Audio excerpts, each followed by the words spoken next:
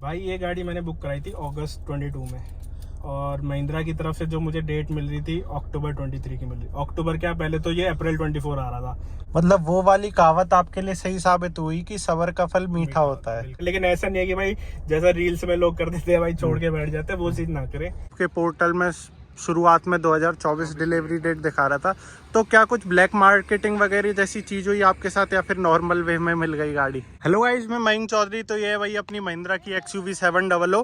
काफी ज्यादा कमेंट आते हैं कि मयंक भाई आपने स्कॉर्पियो एन क्यों ली, XUV 700 क्यों नहीं ली। अब भाई XUV 700 मैंने ली, वो तो मेरे कारण है, लेकिन आज जो है वो मैं आपको दिखाने वाला हूँ भाई। अगर आप 700 प्लान कर रहे हैं ना, तो ये मतलब एक तो इस पे इतनी ज़्यादा वेटिंग है। आप जैसे ही शोरूम पे मन बना के जाओगे कि मुझे जो है वो महिंद्रा की XUV 700 लेनी है, तो जैसे ही आप इसका वेटिंग पीरियड सुनोगे ना, तो एकदम आपका दिमाग ख़राब हो जाएगा। एक एक डेढ़ साल की वेटिंग है गाड़ी पे। अगर आप भाई दिमाग से स्ट्रांग हो या फिर आपकी जैक जुगाड़ स्ट्रांग है, तो जाके आपको ये गाड़ी मिल सकती है जल्दी, वरना भाई कोई चांस ही नहीं है कि ये जो 700 ये आपको जल्दी से मिल जाए, क्योंकि भाई इतनी ज़्यादा डिमांड है ना इसकी मार्केट में, जिसकी कोई लिमिट ही नहीं है। मतलब इतनी बेहतरीन गाड़ी बना दी है कंपनी ने, महिंद्रा ने, कि खुद ही वो बताते हैं कि सर अगर आपको गाड़ी लेनी है तो 1.5 साल बाद दोबारा आ जाना हमारे पास, 1.5 साल बाद हम आपको ये गाड़ी दे देंगे। तो अब मैं आपको मिलाने वाला हूँ XUV 700 के ओनर से, जो कि इतने ज़्यादा लक्की हैं कि उनको भाई गाड़ी तो मिली फाइनली, वरना आज की डेट में अगर आप गाड़ी लेने जाओगे ना, तो आपको गाड़ी नहीं मिलेगी, बस आपको शोरूम पे एक गाड़ी मिलेगी जिसको आप देख सकते हो। बाकी अगर आपको गाड़ी अपनी बनानी है और अपने घर पे लानी है, तो उसके लिए वही भाई आपको इतना ज़्यादा वेट करना पड़ेगा कि आपको बिल्कुल भी वो अच्छा नहीं लगेगा। तो आज मैं आपको मिलाने वाला हूँ भाई इस महिंद्रा XUV 700 के लक्की ओनर से, जिनको ये गाड़ी ऑन टाइम मिल गई। तो मैं इनवाइट करना चाहूँगा भाई एक्सप्लोरर सिंह को, जो कि इनके यूट्यूब का चैनल का नाम है। बाकी मैं आपको दिखाना चाहूँगा, अगर आपको गाड़ी पहचाननी है ना, यूनिकनेस, तो भाई का चैनल का नाम पीछे लिखा हुआ है एक्सप्लोरर सिंह। अब इसमें आपको भाई आपको प्रॉपर स्पेलिंग देखने को मिल जाएगी, भाई का क्या चैनल का नाम है, और ये जो गाड़ी है भाई की है। भाई ने प्रॉपर सब चीज़ डाल रखी है गाड़ी के बारे में। अगर आपको गाड़ी के बारे में और अच्छी तरीके से जानना है, तो आप भाई के चैनल पर जा सकते हैं। और भाई के चैनल पे जब आप जाएंगे तो सब्सक्राइब जरूर से करें, और मतलब आप देखिए कि आपको गाड़ी के लिए क्यों वेट करना चाहिए इतना। भाई ने भी भाई बहुत ही ज़्यादा वेट करा है गाड़ी के लिए, जब जाके उनको मिली है। तो अब उनसे जानते हैं पूरा उनका ओनरशिप एक्सपीरियंस। 3 महीने भाई को हो चुके हैं गाड़ी को लिए, 5400 किलोमीटर लगभग चला दी है। XUV 700 के ओनर एक्सप्लोरर सिंह फिर से भाई का स्वागत करते हैं चैनल पे। तो एक बार आप ये बताइए कि ये जो गाड़ी है, अब जैसे आप जब ये गाड़ी लेने जा रहे होगे तो आपकी जेब में होंगे 25 से 30 लाख रुपए। तो 30 लाख रुपए जिस बंदे की जेब में रहते हैं, उसके पास मार्केट में इतने सारे ऑप्शन रहते हैं कि वो किसी को भी पिक कर सकता है। तो आप अब मुझे बताइए कि आपने जो है वो XUV 700 ही क्यों पसंद करी? यार इसको लेने के काफ़ी सारे रीजंस हैं। पहली चीज़ तो जैसा कि आपने सही कहा, 25 से 30 लाख का बजट था मेरा, और इस बजट में अगर हम देखें तो यार सफारी अपन को ऑप्शन एक मिल जाता है, एक MG हेक्टर मिल जाता है। MG की तरफ मुझे जाना नहीं था, क्योंकि एज अ पर्सनली ब्रांड वो मुझे इतना पसंद नहीं है। फिर हम आते हैं टाटा और महिंद्रा पे, जो कि भाई अपने इंडिया की प्राउड इंडियन ब्रांड्स हैं। तो टाटा सफारी मैंने देखी पहले। भाई सफारी का इंटीरियर उस टाइम वो जो फेसलिफ्ट वाला वर्जन था वो आया नहीं था, तो इतना मेरे को बेकार इंटीरियर लगा, आउटडेटेड था। तो फिर जब XUV 700 देखी, भाई इतना रिच इंटीरियर मिलता है, इतना प्रीमियमनेस मिलती है, तो मैंने कहा यार गाड़ी तो यही लेनी है।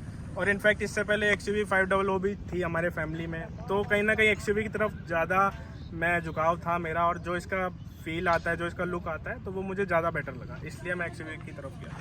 तो अब जैसे कि आपने बताया कि सफारी आपको इंटीरियर वाइज आउटडेटेड लगी, लेकिन महिंद्रा का एक और बेहतरीन प्रोडक्ट आता है अपने स्कॉर्पियो एन, तो उसको ना लेने का क्या कारण बना? भाई ये तो इतना तगड़ा सवाल है ना भाई, इसके जवाब ढूंढने में भाई मिलते ही नहीं है।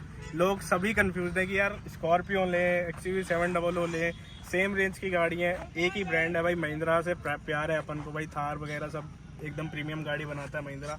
तो भाई जब अब ये कन्फ्यूज़न आता है कि स्कॉर्पियो लें या XUV 700 लें, फिर भाई आप अपना यूसेज देखिए। तो मेरा जो मेन पर्पस था कि भाई मुझे लग्जरी फीलिंग चाहिए गाड़ी में, मुझे प्रीमियमनेस चाहिए। अब अगर मैं 30 लाख रुपए खर्च कर रहा हूँ, तो मुझे ऐसा लगना चाहिए कि यार मैं किसी चीज़ में बैठा हूँ जो मुझे प्रीमियमनेस फील कराए। तो वो जब मैंने कंपेयर किया स्कॉर्पियो से XUV 700 को, तो मुझे इसमें ज़्यादा कहीं ना कहीं प्रीमियमनेस फील हुई। और मैं फीचर लवर भी हूँ, तो इसमें जो अपना भाई फर्स्ट इन सेगमेंट आपको फीचर मिलता है ADAS, जो कि भाई इतना चर्चा में था जब से गाड़ी लॉन्च हुई। तो वो भी मेरा एक पॉइंट था कहीं ना कहीं एडास की तरफ जाने के लिए। तो मैं एक feature lover plus luxury lover हूँ, तो इसलिए मैं इस पर गया था। और अब हम कार के इंटीरियर में चलते हैं। जैसा कि भाई ने बताया कि जो प्रीमियमनेस और लश फील आता है ना, वो अब मैं आपको दिखाई देता हूँ कि गाड़ी में कैसा हमें प्रीमियमनेस देखने को मिलती है। तो सबसे पहले तो जैसे ही आप अनलॉक करोगे तो ये बेहतरीन तरीके से जो है अपने डोर पॉपअप होके आते हैं। बाकी वेलकम सीट भी हमें देखने को मिल जाती है अपनी स्कॉर्पियो एन में, हालांकि अभी तो वो भाई ने बंद कर रखी है।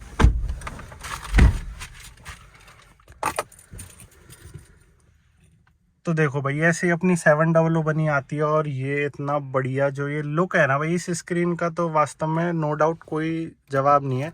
बाकी स्टार्ट स्टॉप बटन दबा के हम जो है वो कार को स्टार्ट कर लेते हैं। एसी जो है वो भाई एसी बहुत पावरफुल है, मतलब महिंद्रा की गाड़ी का इतना बेहतरीन हमें एसी देखने को मिलता है जिसका कोई तोड़ ही नहीं है। और हैंड ब्रेक भी भाई इसमें जो है वो इलेक्ट्रिक हमें देखने को मिलता है। जो है वो हम कार के अंदर आ गए हैं, एकदम प्रीमियम फील हो रहा है जैसा कि भाई ने आपको बाहर बताया। तो अब मैं आपसे पूछना चाहूँगा भाई, जैसा कि मैंने बताया एक्सयूवी पे इतनी खतरनाक वेटिंग है, तो आपने गाड़ी कब बुक कराई थी? भाई ये गाड़ी मैंने बुक कराई थी अगस्त 22 में, और महिंद्रा की तरफ से जो मुझे डेट मिल रही थी अक्टूबर 23 की मिल रही। अक्टूबर क्या, पहले तो ये अप्रैल 24 आ रहा था।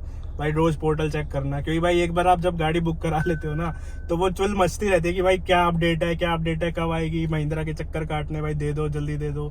तो फिर डेट आ रही थी अक्टूबर 23, बट मुझे ये मिल गई मार्च 23 में। मतलब फिर भी आपने काफी वेट तो 7-8 महीने वेट मैंने किया गाड़ी के लिए। मतलब 7-8 महीने आप रुके रहे। तो भाई इस चीज को मतलब ऐसा क्या था गाड़ी में जो आप 7-8 महीने रुके रहे? यार एक होता है ना कि आपने मन में बसा ली गाड़ी। अब मैंने बुक करा ली, फिर मैं सफारी वगैरह दोबारा देखने गया, मैंने कहा यार चल सफारी की तरफ शिफ्ट हो जाता है, बट वो फील आई नहीं। मन में घुस चुका था कि भाई XUV 700 ही ऑन करनी है। तो फिर इसके फीचर से, इसके प्रीमियमनेस से इतना प्यार हो गया था। फिर इसके टक्कर में और कोई गाड़ी आई भी नहीं। हालांकि जब मैंने ये ली उससे पहले स्कॉर्पियो एन और हेक्टर दोनों ही आ चुकी थी, बट मेरा मन इसी पे ही अटका रहा, तो फिर मैंने इसका वेट किया। अब ऐसा तो है नहीं कि घर में गाड़ी थी नहीं, घर में गाड़ी ऑलरेडी थी, तो मैं वेट कर सकता था। मतलब वो वाली कहावत आपके लिए सही साबित हुई कि सब्र का फल मीठा होता है। बिल्कुल भाई, जो चाहिए था वो मिल गया, जो वेरिएंट चाहिए था। अब ये भी था, कोई मुझे कभी बोल रहे AX5 ले लो, मिल रहा है, AX7 ले लो। मैंने कहा नहीं, AX7L ब्लैक कलर ही चाहिए। कभी कलर का मुझे बोल रहे थे व्हाइट ले लो, 1-2 जगह से जुगाड़ लगाया, फरीदाबाद से जुगाड़ लगाया, वहां पे मुझे व्हाइट मिल रहा था। फिर मैंने कहा जो चीज चाहिए, जो मिल रही है, फिर अपन को अलवर में ही मिल गई, तो फिर मैंने कहा यहीं से उठा लेते हैं। तो भाई का मैं मॉडल बताना चाहूंगा भाई, सबसे टॉप मॉडल है AX7 लग्जरी डीजल ऑटोमेटिक। इससे ऊपर कुछ नहीं आता, बस ऑल व्हील ड्राइव आता है। उसमें भाई कुछ डिफरेंस नहीं है, बस उसके चारों पहिए घूम जाते हैं जब आपको घुमाने हो। बाकी फीचर्स वगैरह सब चीज सेम है। तो अब भाई जैसा कि आपने मार्च में गाड़ी ली, और अब अगर मैं बात करूं तो जून चल रहा है, तो गाड़ी को ऑन करते हुए आपको 3 महीने हो गए। 3 महीने में आपने जो है वो 5200 किलोमीटर चला दी, तो काफी बढ़िया रनिंग है मेरे हिसाब से। 3 महीने में 5200, तो गाड़ी मतलब आपको कैसी लगी 5200 किलोमीटर जो आपने राइड करा इसको? भाई गाड़ी बहुत प्रीमियम है, चलाने में एकदम क्लास है, मतलब फील आता है। आप एक 30 लाख रुपए खर्च करके जो एक फील आप लेते हो ना, इनफैक्ट इसका जो मेन मजा है वो एक्सप्रेस वेज, हाईवेज पे ज्यादा है। आप एडास लगा के छोड़ दो। मैं अभी जो अपना ये दिल्ली मुंबई एक्सप्रेस वे बना है, इससे मैं 2-3 बार गुड़गांव हूँ, पुष्कर भी जा चुका हूँ। तो भाई अलग ही फील देता है ये, और चलाने में एक जो प्रीमियमनेस है, थकान बिल्कुल नहीं होती गाड़ी, आप जितना मर्जी ड्राइव करो। और मतलब प्यार हो गया मुझे तो गाड़ी से भाई, चलाने में बहुत मजा आता है। तो अब जैसा कि आपने टॉप मॉडल लिया है और इसमें आता है हमारा एडास भी, तो एडास कितना प्रैक्टिकल है? मतलब भाई सिटी में प्रैक्टिकल नहीं है, सिटी में आप इसको ऑन करोगे ही नहीं। क्यों ऑन कर रहा है भाई? लेन्स प्रॉपर नहीं होंगी तो आप ये काम नहीं करेगा। ट्रैफिक में आप क्या ही क्रूज लगा दोगे, बार बार वो स्टैंड बाय हो जाएगा। इसका जो मेन मजा है वो हाईवेज और एक्सप्रेस वेज पे ही है, तब आप एडास बिल्कुल प्रॉपर यूज ले सकते हो। बट हाँ, सिटी में भी जो इमरजेंसी ब्रेकिंग वाला जो इसका फीचर है वो जरूर काम का है।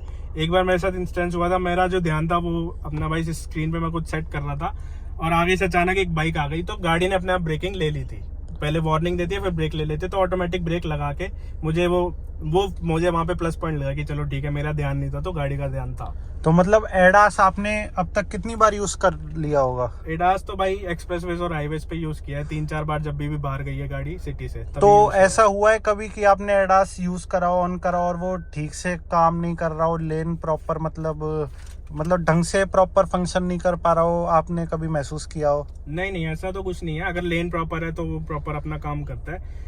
लेकिन बस जो एक चीज है कि 3 बार वार्निंग आती है हमें लेन की, अगर मतलब स्टेयरिंग पे हाथ रखने की, पहले स्टेयरिंग पे वार्निंग आएगी छोटी सी कि स्टेयरिंग पकड़ लो, फिर एक सेकंड वार्निंग आएगी, फिर एक थर्ड वाली वार्निंग लास्ट वार्निंग होती है। अगर आपने थर्ड के बाद भी नहीं पकड़ा तो आपका जो लेन असिस्ट वाला फीचर वो है ऑफ हो जाएगा, उसके बाद आपको पकड़ना ही पड़ेगा।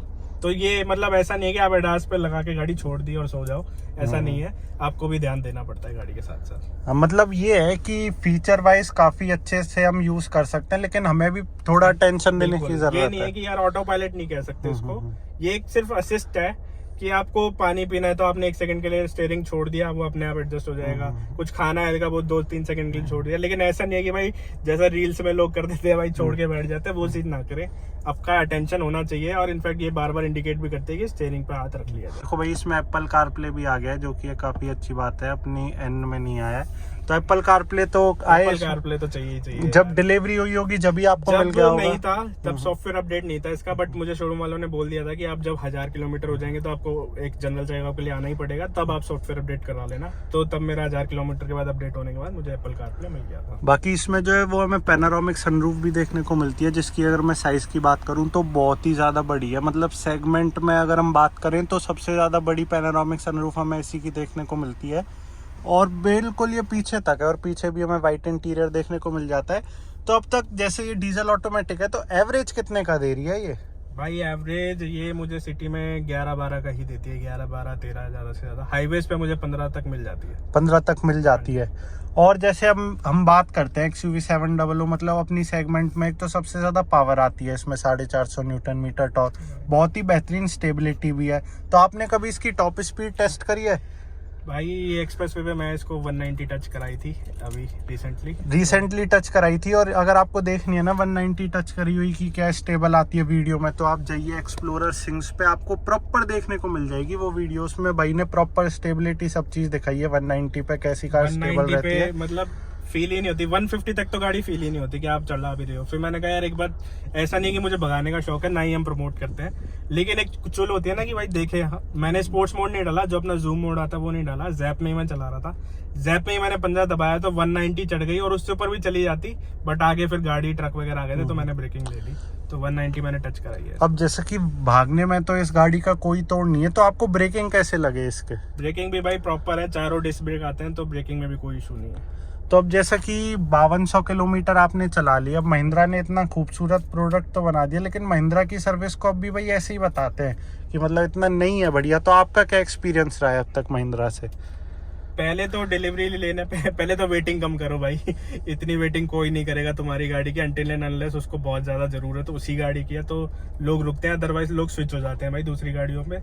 दूसरी चीज, डिलीवरी एक्सपीरियंस मेरा काफी अच्छा था, और सर्विस अभी मतलब वो जनरल चेकअप हुआ है 1000 वाला, बाकी 10,000 पड़ेगी फर्स्ट सर्विस, तब मैं बताऊंगा। हालांकि शोरूम अपने में थोड़ी नोन्स हैं, तो ऐसा कोई दिक्कत आती नहीं अलवर के शोरूम में, तो बाकी बड़े शोरूम्स में पता नहीं क्या सीन है। अच्छा, तो अब तक आपका ओवरऑल एक्सपीरियंस बढ़िया रहा है? अभी तक तो सब कुछ बढ़िया रहा है महिंद्रा के साथ। अच्छा, ऐसा नहीं है भाई, वरना काफी जगह सुनने में आता है कि महिंद्रा बस गाड़ी दे देती है और आफ्टर सेल जो खराब है, लेकिन भाई का जो एक्सपीरियंस है वो अब तक काफी अच्छा रहा है महिंद्रा के साथ। तो अब मैं आपसे पूछना चाहूंगा, जैसे कि 3 महीने आपने ओन करी, 5200 किलोमीटर चला दी, तो पॉजिटिव और नेगेटिव और बताइए कार के बारे में। पहले नेगेटिव से शुरू करते हैं भाई, लोगों को ज्यादा मजा उसी में आता है। नेगेटिव क्या है, चलो बताइए। सबसे मेन हाईलाइटेड नेगेटिव भाई सबको पता होगा, इसका सस्पेंशन नॉइस, जो कि भाई है इसमें, एक्चुअल में है, इसमें भी है? हाँ, फीलिंग आती है। अच्छा अच्छा। नॉर्मल गड्ढों में भी मुझे फील होता है कि मतलब झटके फील नहीं होते, बट नॉइस कहना कहीं अंदर आता है, आगे वाले सस्पेंशन में से? लेफ्ट साइड से ज्यादा आता है। अच्छा, लेफ्ट साइड से ज्यादा आता है ये, मतलब जब पहली जो फर्स्ट लॉट की आया करती थी मैंने उसमें जरूर सुनी थी। इसमें भी मुझे कहीं ना कहीं है, हालांकि अभी जो मेरी बात हुई है कि इसका जो लोअर आर्म है वो रिप्लेस होगा, तो मे बी अभी जो 10,000 पे मेरी सर्विस होगी मैं तब बोलूंगा रिप्लेस करने के लिए, शायद उसके बाद ना आए वो आवाज। तो वो कंपनी फ्री ऑफ कॉस्ट करेगी या फिर? Free of cost. अच्छा, वो कंपनी ने आपसे बोल दिया है कि हम फ्री ऑफ कॉस्ट करेंगे। रिप्लेसमेंट जो है वो कुछ गाड़ियों में जिसमें नॉइस है उसमें वो कर रहे हैं। अच्छा, जैसे म्यूजिक सिस्टम अगर हमने ठीक ठाक आवाज पे कर रखा है? नहीं आती, फिर नहीं। अच्छा, फिर नहीं आती। अगर आप म्यूजिक नहीं सुन रहे हो, आपको जनरल एक गड्ढों में चेक करना है कि भाई क्या है सस्पेंशन का, तब आपको फील होता है, तब आपको फील होगा। अच्छा, अब तक आवाज आ रही है, मतलब मैंने सोचा भाई फर्स्ट लॉट में ये दिक्कत थी, लेकिन अब भी XUV 700 में आ रही है। देखते 10,000 के बाद रिजॉल्व होती है नहीं।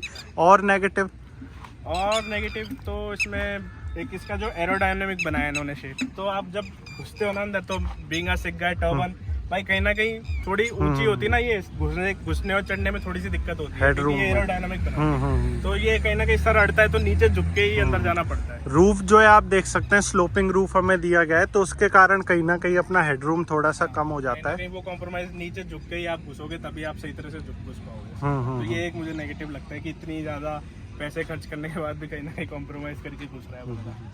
तो ये चीज़ है। अब जैसा कि आपने मुझे स्टार्टिंग में बताया था आपको काफ़ी महीने वेट करना पड़ा था, आपके पोर्टल में शुरुआत में 2024 डिलीवरी डेट दिखा रहा था, तो क्या कुछ ब्लैक मार्केटिंग वगैरह जैसी चीज़ हुई आपके साथ या फिर नॉर्मल वे में मिल गई गाड़ी? भाई मैंने तो खूब बोला था पैसे लेके दे दो, लेकिन वो कह रहे थे गाड़ी ही नहीं है, गाड़ी ही नहीं है, मिल ही नहीं रही है। तो ऐसा नहीं है कि ब्लैक मार्केट से मिल रही है आपको गाड़ी, कहीं और मिलती होगी तो पता नहीं, पर अलवर के शोरूम में तो पैसे देके भी नहीं मिल रही थी। फिर पर ये मुझे जो टाइम से पहले मिली वो ऐसे मिल गई भाई, किसी और को अलॉटेड थी गाड़ी बट उसने कैंसिल कर दी, उसको नहीं ऑन करनी थी। तो फिर मुझे कॉल आ गया भाई का कि भाई एक गाड़ी अवेलेबल है जो अपन को चाहिए, तो फिर मुझे ऐसे मिल गई है गाड़ी। अच्छा, मेरे अलॉटेड गाड़ी नहीं है, क्योंकि जो अलॉट होके आ रही है चेसिस नंबर से अलॉट होके आ रही है, बट ये किसी और को अलॉटेड थी, फिर ये हमें मिल गई। अच्छा, तो इसमें भी आप लकी रहे काफी, वरना आपको अब तक वेट करना पड़ता था अभी तो मैं। फिर अब तक तो शायद मैं स्विच हो गया होता, इतना वेट भी नहीं करना मैं। तो फिर अब किस पे स्विच होते हैं आप? अब देखते हैं यार, शायद सफारी जो नई वाली आई है, काफी डार्क रेड एडिशन, वो मुझे काफी सही लग रहा है, काफी सही है तो मैं उस पे स्विच हो जाता। अच्छा, आप उस पे स्विच हो जाते। तो इसके अलावा और कोई आपको नेगेटिव लगता हो कार में?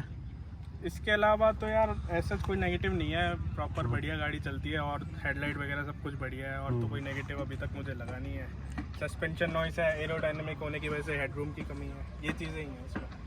तो अब जैसे कि आपने नेगेटिव बता दिया, पॉजिटिव और बता दीजिए कार के। हालांकि कार ही पूरी पॉजिटिव है, लेकिन फिर भी जो आपको एक आध बेहतरीन लगते हो।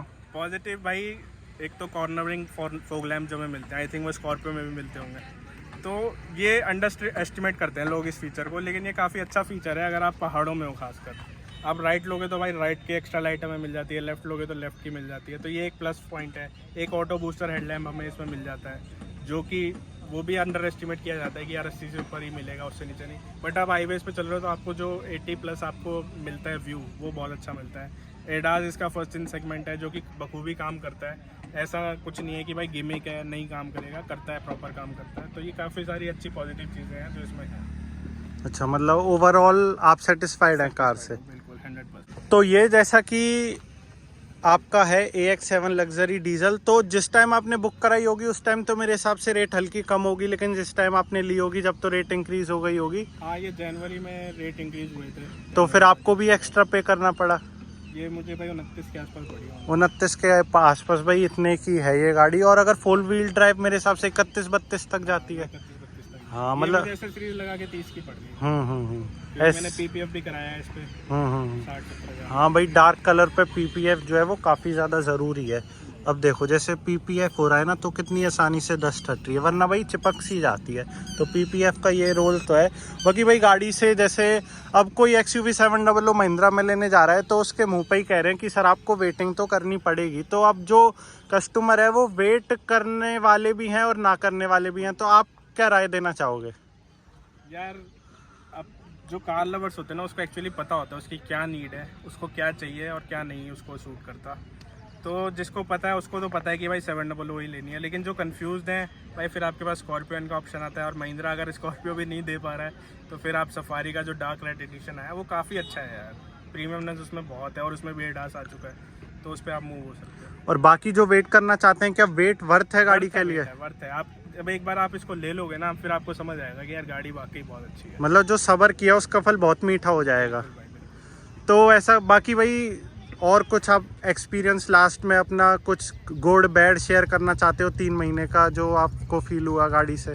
यार गाड़ी फील चलाने में इतनी अच्छी है, कंफर्टेबल है, लग्जरी फीलिंग देती है।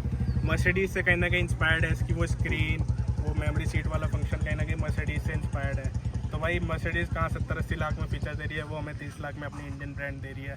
तो इससे बढ़िया और क्या बात हो सकती है यार। अपना इंडियन प्रोडक्ट लो और अच्छा फील होता है। वीकेंड्स पे मैं यूजुअली निकालता हूँ, वीकडेज पे मेरा टाइम नहीं होता, तो वीकेंड पे मैं इसको जब भी लेकर निकलता हूँ ना यार, एक अलग ही कॉन्फिडेंस मिलता है। और जब आप इसको 100 से ऊपर 120 से ऊपर चलाओगे तो फील ही नहीं होता भाई। स्टेबल, इतनी बहुत स्टेबल गाड़ी है। तो आप कितना रिकमेंड करोगे अगर कोई बंदा जा रहा है महिंद्रा पे XUV 700 लेने, तो कितना % रिकमेंडेशन आप करना चाहोगे गाड़ी का? भाई मैं 10 में से 9.5 पॉइंट देता हूँ। इसको अपनी गाड़ी को 9.5 रेटिंग देता हूँ। मैं फुली सेटिस्फाइड हूँ। थोड़े बहुत पॉइंट्स जो सस्पेंशन नॉइस हो गया या हेडरूम थोड़ा सा अंदर घुसते वक्त हो गया, एक दो चीज़ नेगेटिव मुझे लगती है, अदरवाइज मैं फुली सेटिस्फाइड हूँ। बाकी गाड़ी में कोई कमी नहीं है। तो ऐसा कुछ ओनरशिप एक्सपीरियंस था जो कि आपने देखा XUV 700 का अपने एक्सप्लोरर सिंह ने दिया। चैनल पे आप जरूर से जाएं भाई के, उसमें आपको जैसे मैंने आपको बताया ना 190 तक आपको वीडियो मिल जाएगी प्रॉपर, वो आप जाके देखना, उसमें आपको और अच्छे से समझ आ जाएगा।